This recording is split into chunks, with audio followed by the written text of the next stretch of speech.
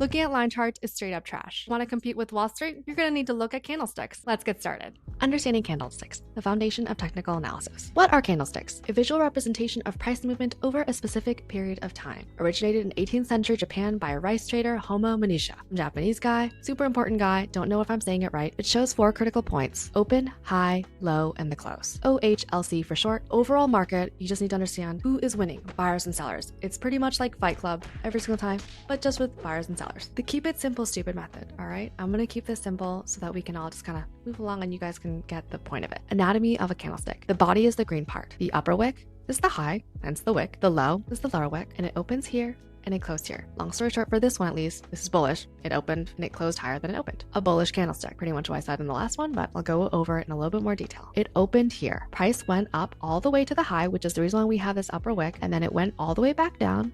Basically teased over all the market thinking like, oh, we're gonna go lower, but pretty much buyers were winning and completely the whole time.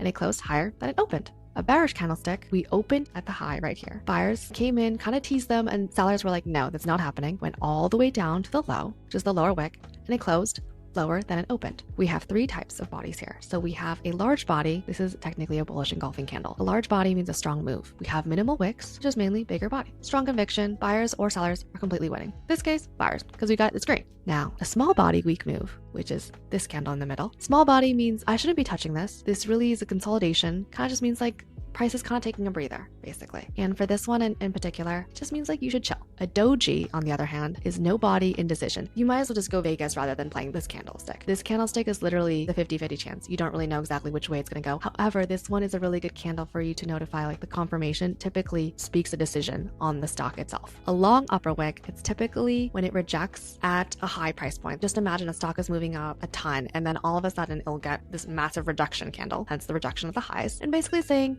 I don't really think this stock is worth that value anymore and I don't want to purchase it. This is what this candle psychology is saying. Push is pricing it back down. Push is pushing price back down. This one in the middle is actually a hammer candle, but it's a long lower wick and it's rejection of the lows. These 2 candles are big reversals. Basically for this one, it means a price of a stock is completely going down all of a sudden and then boom, they're like, wait, I actually perceive value in the stock. I actually want to buy it, which is the reason why you see a long lower wick with closing higher. Now, this candle right here, a bullish engulfing candle with no wicks. This is a complete anomaly. You don't really see candles without any wicks. For this case, it means buyers just kept on going and going and sellers aren't even challenging. This shows complete demand entering the market and pushing price back up. Time frames matter. Candlesticks represents a unit of time. You can look at the 1-minute chart, 1-hour chart, even the 15-second chart if you really wanted to. But as a swing trader, we primarily focus on the daily chart, and the weekly chart is something that I really love trading. And also even the monthly chart. You want to look at the bigger picture. Higher time frames means larger picture of the overall market. Now, candlesticks versus line charts. Line charts to me are complete trash. They literally hold no value and it tells you a whole lot of nothing. Basically, it shows closing price. It shows nothing with opening price, high of the period, low of the period, rejection, or market psychology. Literally shows nothing. Now, a candlestick chart, it shows closing price, opening price, high of the period, low of the period. Reveals rejection. It shows market psychology. It shows you everything that you want to see. So literally, don't do a line chart, just do a candlestick chart. Now, this is an example of a bullish candle. So we have the open right here. Opened low, showing early value.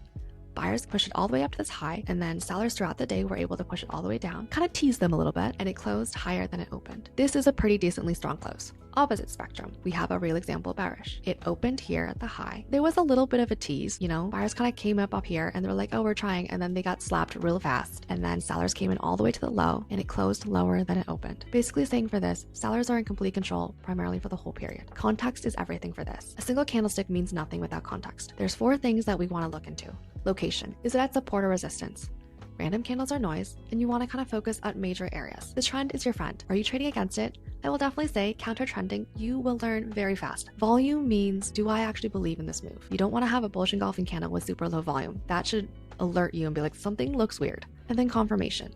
As you go through your trading journey, you're going to realize confirmation is kind of relative, but it's also like, we're basically, I think of us as little scientists that we're trying to create a thesis in context of everything that we have seen. What is the market trying to tell me? What's going to happen? And we take up everything that we know so far and then gauge, like, this is what I think this is going to happen. Common beginner mistakes. Trading every single candle. Overtrading is a thing. I know we've all been there, ignoring timeframes. If we're a swing trader, we're not going to be looking at the 1 minute chart, forgetting context, support, resistance, overall dynamic of the market. Entering without confirmation is gambling. And then obviously overcomplicating. You don't want to overthink it. Your next steps will be open your charting platform, whether it's TradingView, Thinkorswim, etc. Switch your charts to candlesticks, pick 3 to 5 stocks, and identify the body in the Wicks. And watch my next video for mastering candlestick patterns. If you found this video helpful, please like and subscribe and comment below what you're watching. You're one step closer to speaking the price action language.